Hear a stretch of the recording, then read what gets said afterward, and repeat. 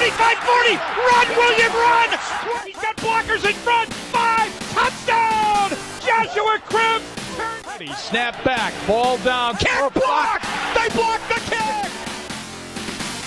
This is the Oranges, Orange or Browns podcast, part of the Press Play Podcast Network. I'm your host, Chase Smith, and with me, as always, Browns insider Jeremy Powell. Jeremy, what's up, man? Hey, Chase, what's going on, buddy? I'm super excited to be here. Yeah, what a it's game. week one. What a game. Sarcasm. And joining us all season long, she's your favorite Emmy-nominated digital content producer at News Channel 5, Camryn Justice. Camryn, what a way to kick off the season, huh? Yeah, I wish I could say I was good today, but yesterday stung. It stung bad. Well, let's get things started with 5 hot minutes with Jeremy Powell. Jeremy, go. Yeah, so you know what's funny is I saw this coming, and we talked about it a little bit at the end of the last podcast. It was just a bad situation for the Browns to start into the season. We talked about no preseason games, first time against a team that's established, a team with an established offense, a team with an established defense, a team with the reigning NFL MVP, coming in with a new system and a new coach. But that's no excuse for getting embarrassed. We got embarrassed. You know, getting beat like that on the road, no matter what. I watched a lot of football yesterday, right? I'm so glad I renewed my Sunday ticket because it made things a little better getting to watch some other teams play. But no other team looked like that. We looked like the old days when we used to talk about the Browns looked like they were playing a different sport. It was a mess. And, you know, I talked about how the Browns I was wrong, right? I said the Browns would not get embarrassed because Kevin Stefanski was prepared and smart and intelligent. I think I underestimated the value of preseason games and continuity in a team, which I never should have done. But yeah, there was just at times it was bad. I think the Browns might have the worst linebacking group in the NFL. You know, BJ Goodson, he plays hard. But he's not a starting linebacker in the NFL. Taki had a decent game at times. I don't think he's anything more than a jag. He's just a guy. Our secondary, especially the safeties, were awful. And when you were playing a team, we talked about this a little bit in the pregame show, with great tight ends, you have to be solid in the middle of the field. We talked about how Lamar Jackson loves to throw the ball in the middle of the field, and how are his tight ends wide open without anyone within 8 yards on touchdown throws. How is it that we are rushing upfield? We talked about a mush rush, quote unquote, how Myles Garrett had to be under control and keep him in the pocket. I watched Myles Garrett go flying right by Lamar Jackson and him walking right through the seams of our defense. I don't know if it's game planning. I don't know if they just didn't listen. I don't know how it works, but I know that was embarrassing. And there's no reason this team should get embarrassed. Look, Jacksonville, who is a laughingstock of the league, won. Arizona beat San Francisco. Other teams that weren't supposed to be great came out and looked good. We looked like, again, the laughingstock of the league. Me and Chase have been doing this for so long, and we've seen so much bad football. We're professionals at bad football. We know what bad football looks like, and that was more bad football. Now, the good news is we play again Thursday. It's a short turnaround. The guys have a quick turnaround to get this bad taste out of their mouths. Let's just not hope this is more of Browns gonna Browns all over again all season long. Let's hope it's just a matter of we didn't have any time together. The continuity wasn't there yet. Installing a new system, that Stefanski isn't Freddie Kitchens, that he really is as advertised, a smart, intelligent, well-prepared individual, and the franchise has turned the corner. Let's hope that's the case. We got a short week to find out against a rookie quarterback at home, a game that I will be in attendance at, as a matter of fact, me and 5,996 of my closest friends. So let's be happy this once for a quick turnaround, and maybe these guys can get this bad taste out of your mouth. What do you guys think? Camryn, thoughts on the week 1 debacle in Baltimore? It started off for just a brief second. First couple plays, I was like, okay, this is going to be a thing. This is good. And then immediately down the drain, just spiraled out of control. And there were points where I thought, okay, it can't get any worse. And then it got worse. So, I mean, I've learned to stop thinking that as a Browns fan. I've learned to do this. It can always get worse. Yeah, it can always get worse. But for me, it was almost the most disappointing thing to me was it was early on. It was just that horrible fake punt play. And it was just and although it could have gone well, if you go back and look at it, it was set up the right way. There was just, Andrew Sandeo missed a block, dropped the ball and missed the block, and then missed the ball at the fumble. So, I mean, that could have gone well, but if I'm looking at it, and that's what really upset me, is because it looked so much like a Freddie Kitchens play. Like, that was a play call that Freddie Kitchens would have made, and that's what hurt me the most. I didn't want to see that early. I appreciate a good trick play. I appreciate, innovation and trying to catch him off guard, but that was not what I wanted to see early on first quarter game one. That's not, I don't want that. I want fundamental football. I want good, smart play calling. I don't want to have to resort to trick plays and craziness, because that's the 2019 Browns. I'm looking for the 2020 Browns, and I did not see them yesterday. Let me jump in, guys. One thing that I think the most concerning thing to me is not that, that was dumb. It's kind of funny because last year me and Chase talked a lot about, hey man, we got this great athletic giant punter. We should use him on a fake. Well, I wasn't expecting it the second series of the year this year, deep in your own territory, right? I would like to see them get creative with the Scottish Hammer occasionally, but not in that position of the field, in that position of the game. But the thing that probably the most worrisome to me is the personnel issue. I am extremely concerned about our linebackers and our safeties. And, I know that they had big plans for Grant Delpit. I know that they thought he was going to be a special player, and it's tough to replace a guy like that. And I know they have Ronnie Harrison waiting in the wings. He didn't play much because he's not, doesn't know the system yet. But they looked slow in the secondary. They looked timid at the linebacking spot. I mean, it's just and that scares me because you can't fix that. And it's a copycat league. So once teams see the Browns, as always, can't cover tight ends, all they're going to do, you're going to get a steady diet of stuff across the middle. And that scares me. That worries me because you can't fix that with a tweak here or there. That's a personnel problem. If it's all preparedness and it's all play calling and it's all scheme, you can fix schematic things if you have the personnel. So my worry is, and we'll know a lot more after Thursday night, is that we don't have the players in the secondary to make this schematic adjustments it's going to take. That's what worries me. We'll talk about Thursday night in our preview show on Wednesday, and boy, is that a big game. But we'll talk about that here in a couple of days. Here's what frustrated me. Our secondary was just so soft. The moment that any of our receivers or players got off the line, there was contact, there was physicality, they were covered. I just felt like the Ravens had cushion, they had space, and they were always open. The mark could have thrown to anyone he wanted, and he just happened to throw to everyone who was wide open all the time, all game long, or all four quarters. It was really hard to watch. It was really hard to watch. The Ravens outclassed us, outcoached us, outplayed us, every aspect of the game. I tweeted that to only be down by one score after the first quarter is a miracle. That we really weren't losing the battle in the trenches. Like that was fairly close. And I think the O-line held up most of the game, which we'll talk about that more here in a few moments, I'm sure. But every other position was just a complete joke. It looked like varsity and junior varsity. It looked like, which is true. The Ravens have been doing that for years. They're the model of consistency, the model of believing in your system and making that and setting up your players the best for success. It looked like we had a first-year coach with no practice and that they'd just thrown it together 3 weeks ago. And it's hard not to overreact, Camryn and Jeremy. It really is, because you love so much what they do and what they've done and what this team looks like.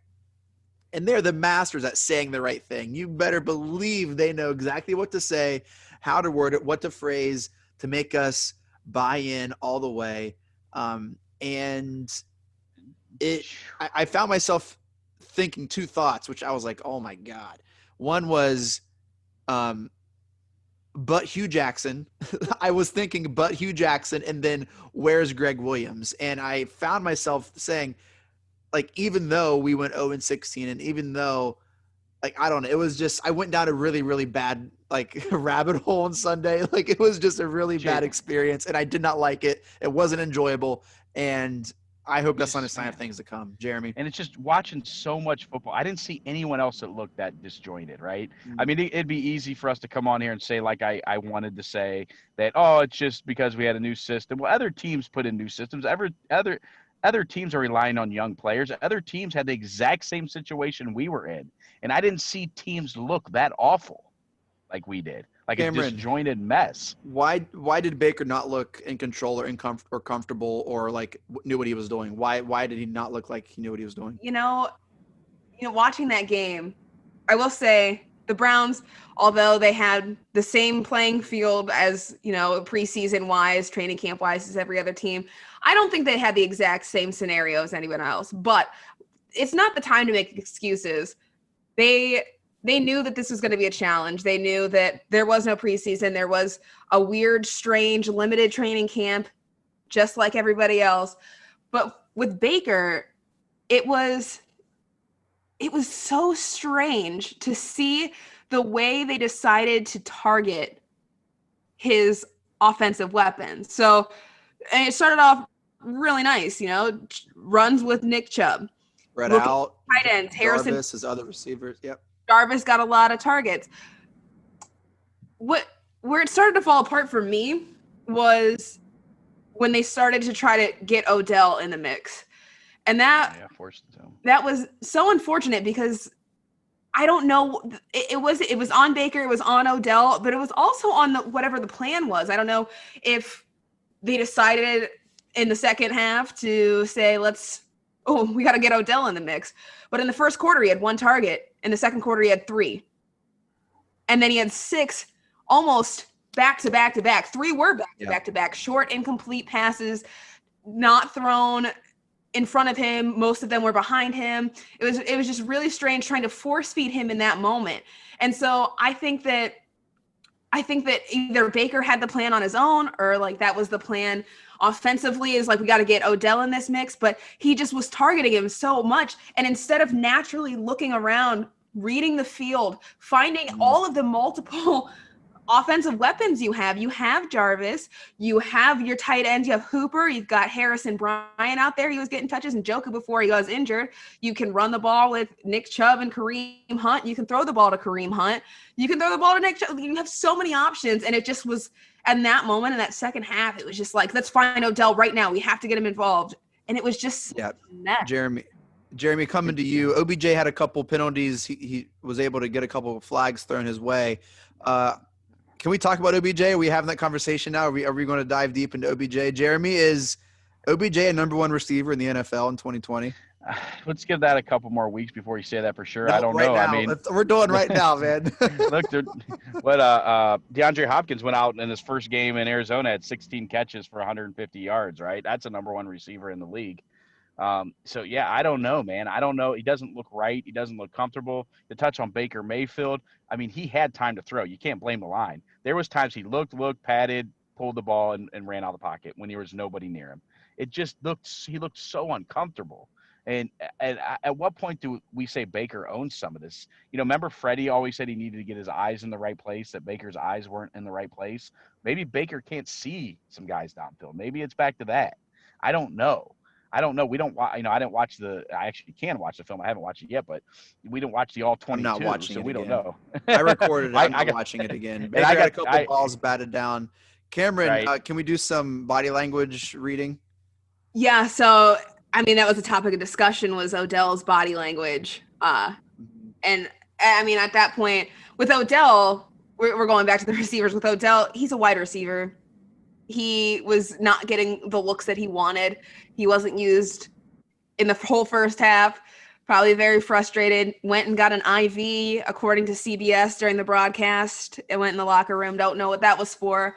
But it was just off. It was off the whole time. And so his body language shouldn't be surprising to anybody at all. I mean, when a wide receiver who is at Odell's level of not just talent, because we haven't seen that recently, but also, just like fame and notoriety, when you're not having those games, it's very easy for these receivers to, I don't want to say throw a temper tantrum, but to be very upset with not just their team, but themselves. So the body language might have been from, the use of him, but it also might have been on him wanting to make those catches. That drop on 3rd and 2, that was not okay. That was clearly unacceptable. There's no excuses that can be made for that. The IV drip came after that 3rd and 2 drop. which was a convenient little I know. play. Oh, I was like, of course that happened. Yeah. Jeremy, when you were watching the game, your thoughts on body language? What did you see? Baker, OBJ, what did you see, man? Yeah, so I like Camryn said, I don't know if it was OBJ mad at himself or OBJ was upset with the scheme or what. There's definitely some negative body language there. I didn't pick up on any from Baker. Maybe it was there and I just didn't notice it. So I didn't pick up on any of that Baker. But obviously Odell was frustrated. What he was frustrated with, maybe it was just himself. I mean, he dropped a pass that was wide open on 3rd and 2 when the game was still in doubt. I mean, maybe that, who can he put that on but him, right? Yeah. So maybe it was just him being down on himself a little bit. And let me go back to one other real quick thing, Chase, about forcing the ball to Odell. That doesn't necessarily mean the coaches are telling Baker to force the ball to Odell. There's multiple options on any pass play. You're right. So it could just be Baker taking it upon himself to try to get the ball to Odell to get him going. So we don't know that for sure, but yeah, it definitely took us out of the flow, like you guys both said, and I agree 100%. There was definitely a better flow to the offense the first, quarter and a half of the game. And then when we tried to force it to OBJ, it all came to a standstill. The CBS cut to OBJ, the play where he ran out of bounds, didn't establish himself and caught it for a first down, and they took it away. They cut to OBJ, and he was like yelling and animated and pointing on the sideline. I don't know what that was about, but that was concerning. Whenever the camera would be like behind the team at a huddle on offense, he would always leave the huddle early, like in the middle of the play call. No, I know they know the formation, like he knows what's going to be ran, but no other receiver did that. It's just things that you just like, why does he do, if you know you're going to be a target for attention and people, why do you invite that and do things that create that conversation, Camryn? Why? I will say, I think he is very easy to nitpick on. Of course he is. But well, the defense knows that too. The defense are trying to get in his head. They're always talking more smack to him than anyone else because they know they can get in his head. But that's the thing is, if you look at him, we could nitpick anything he does all day, no matter what he does. Well, like if you wanted to, if something doesn't go wrong with the team, you can nitpick Odell. Whether he stays in the huddle, there's going to be something because eyes are always on him. The camera's on him. The camera's flashing to him. So even if it's just a moment, like you see him yelling on the sidelines, we don't know what that means. The audio's not picking it up, but you see it. So it's very easy to like fill in those storylines. And I'm not saying that it wasn't a negative thing. For me, I want to give it a couple weeks before I start reading into, Odell wants traded. Odell's not happy here. Odell's not a team player because we don't know what happened there. The body language was obviously rough, but maybe it was on him. Maybe it was with the team. Maybe something happened. Who knows? But I do know that I didn't spiral like you did, Chase, when that happened. When that game didn't make me spiral down the rabbit hole. It didn't make me want to give up on the season because, I didn't expect it to look that bad. No. Our season's on the line on Thursday. We're week 2 and we're at the most important game of the season. And it's not only that for our team, but the most important game for Baker again, which we said numerous times last year. Like this Thursday is a make or break game. It's the second straight divisional game. If we could, it's just, you start having these conversations and you're like, oh my God, like this is it. Week 2, 10 days into the season. And we've said it. Oh my gosh. So stupid. We've said that in the past. We're the only team in NFL history whose season's over by October all the time. Dude, if we lose to the Bengals, not only do we lose to a divisional rival or another divisional team, but it's Burrow, it's the Bengals, it's just this whole other thing. And all of a sudden, I don't know. Well, hey, let's try to speak some optimism into this conversation because I'm just not I'm not having it. Let's do some silver linings, can we? And then we'll talk about Camryn, go ahead. Sorry. No, I have a lot of silver linings, actually. Okay, please. Well, you kick us off here. It's like some Browns silver linings. Camryn, take it away. So when I say a lot, I mean a lot relative to what that game showed us. But the first silver lining I want to talk about is how great for like the brief little moment we saw of them while the Browns still had that game somewhat in manageable territory. The tandem, the Kareem Hunt, Nick Chubb tandem. It looked great. It looked great for when we had him out there. It's promising. Yeah. They're the two of them in sharing a backfield is so dangerous. I think they averaged together 5.1 yards per carry. They didn't get a ton of carries. Kareem Hunt ended up with more because Nick Chubb was benched after that fumble, whether that was just for that moment or just kind of keep him protected for Thursday when they realized it was out of hand. I mean, the run game's non-existent when you're down that far. You can't expect them to keep going. Definitely a silver lining against a D-line that was supposedly revamped. If I heard the word Monstars one more time, I was just going to throw my remote through the TV. Jeremy, silver linings. I agree with Camryn on that. I think that there's definitely some promise in the run game, and I think they really need to lean on it. I think the offensive line, when everyone was healthy and in there, was a silver lining. Yep. And I think those running backs and that offensive line together can do some serious damage. We just need to get Baker on target. So I would say that's a very good answer by her with those guys, and I would throw in the offensive line.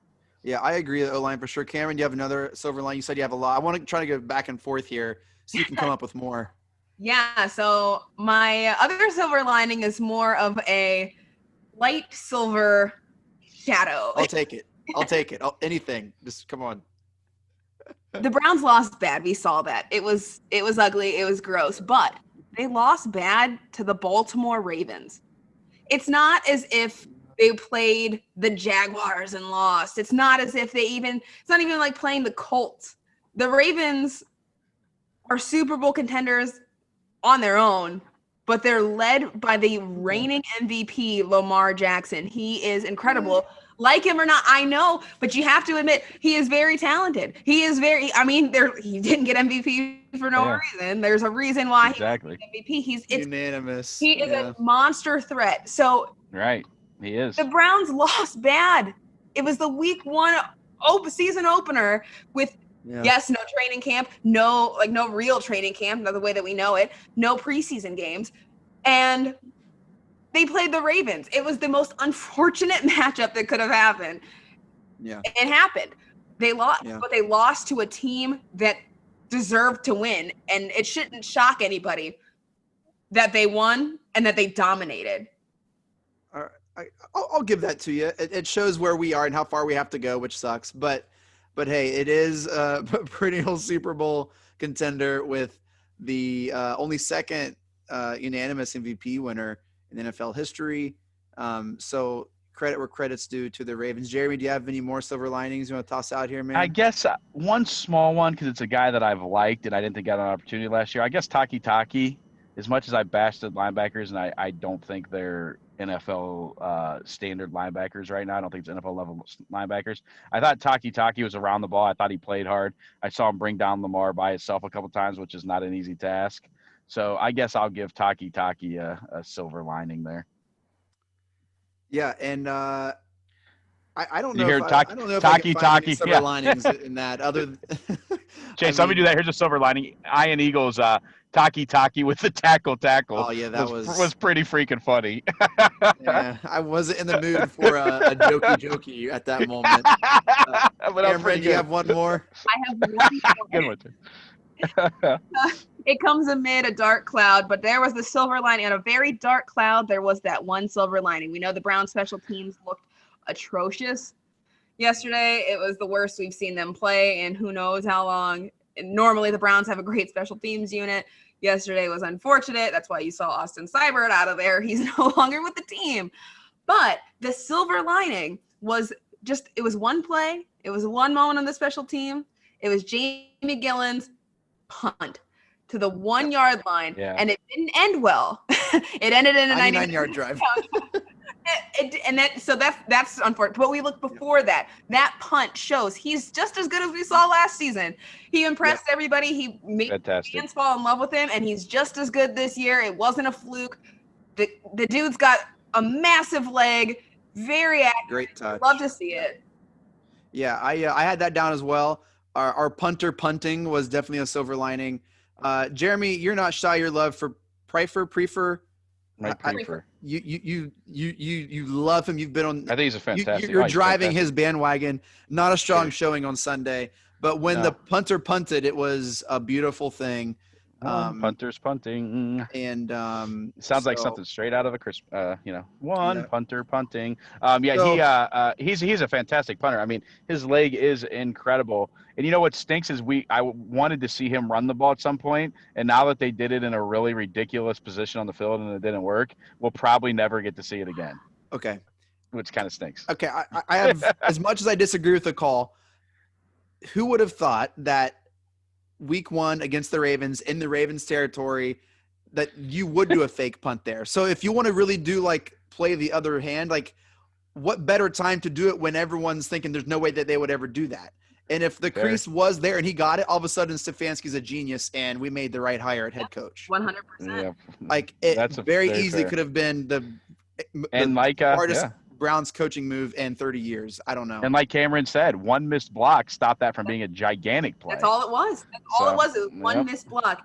And that's who I think is on the next chopping block. If he doesn't step up, Andrew he's looking not so great on the roster. I mean, he has to show up because it was that play that just totally annihilated the Browns and made them look foolish.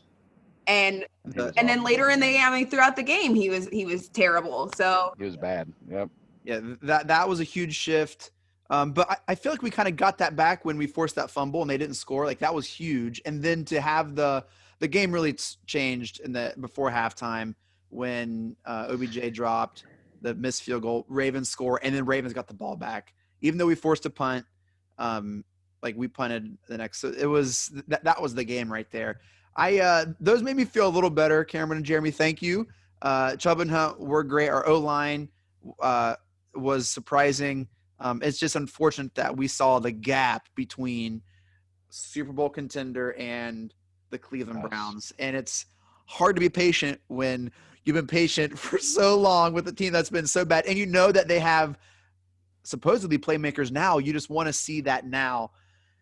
And it's going to be hard to be patient. You guys need to help me out this year because I don't know. I don't like how I feel right now. Let's give out some game balls. This is going to be fun. We'll do this every week. We're going to do the 5 hot minutes, the silver linings, and game balls. Jeremy, who's your game ball go out to week 1 loss, 38-6 against the Ravens? You get one, Camryn gets one, and I get one. So I would give mine to the much maligned David Njoku, who's now injured. He made a fantastic play down the field, had a touchdown, had another nice catch.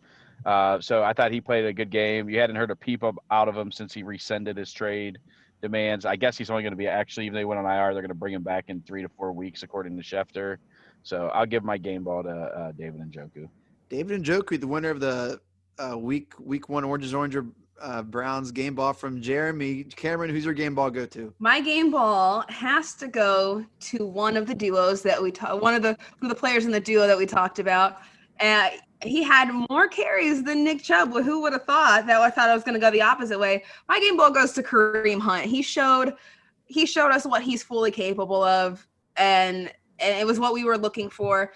You love to see it. His longest run, 22 yards, total of 72 yards. Mm.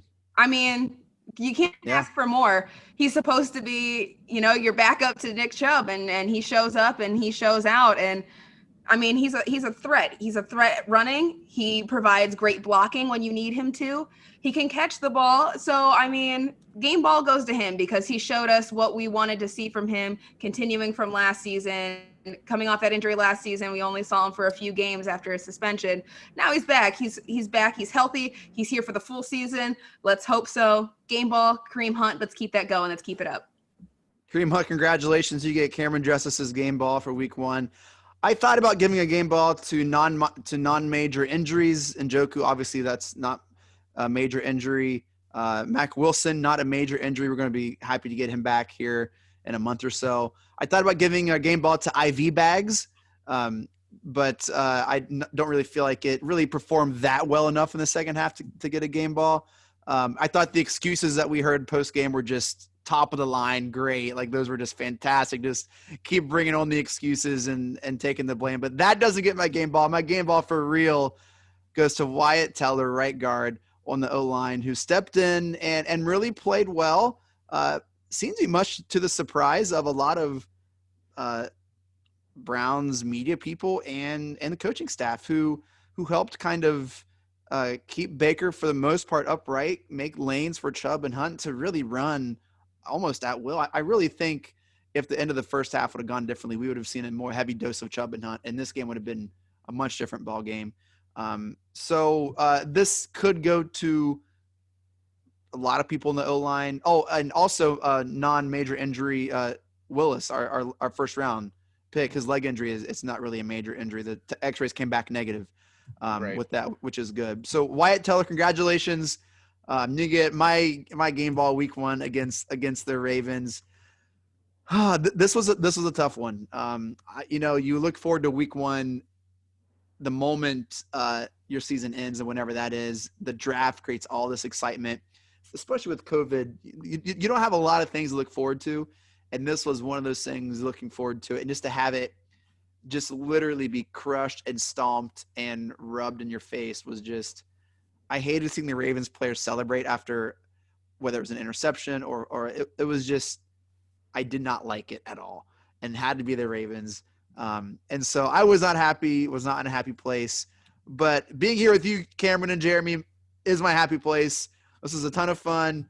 Camryn, before we go, any final thoughts? And then Jay, I'll hit you up. Yeah, I just want to remind anyone who is listening who might have, spiraled out of control last night after the game, who's all doom and gloom, worried about the season. Don't be yet. I'm not saying I can't promise anything. The Browns are typically going to Browns, but you have to keep the faith, and you gotta keep your confidence. And really what it comes down to, and we'll talk about it tomorrow, is Thursday against the Bengals. That game will be indicative of how the Browns play this season. I'm resting everything on what that team looks like going into Thursday. So don't count the team out just because they had a really bad showing against the Ravens, because again, like I said before, silver lining, it's the Ravens. Take it with a grain of salt, move on. Let's hope that we see the Browns that we were hoping for on Thursday. Jeremy, final thoughts, brother? Yeah, I mean, you're right, Camryn. Don't start panicking until Thursday night. Then it's all right to panic. I will. No, I think. Let me say this: I'm going to the game. Like I said, I lucked out and got tickets.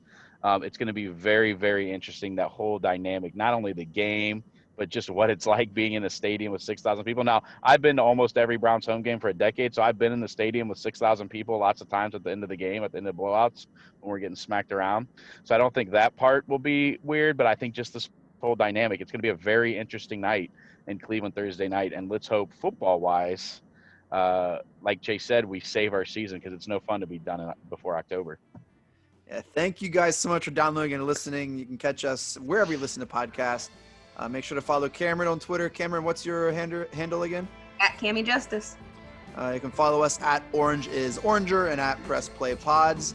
We will release on Wednesday our preview episode for the Bengals. All right, guys, thanks. Here we go, Brownies. Here we go. Let's get it. It's not an illusion. We're talking about the Super Bowl. Anything less is impossible. Bring it brown and orange for the USA.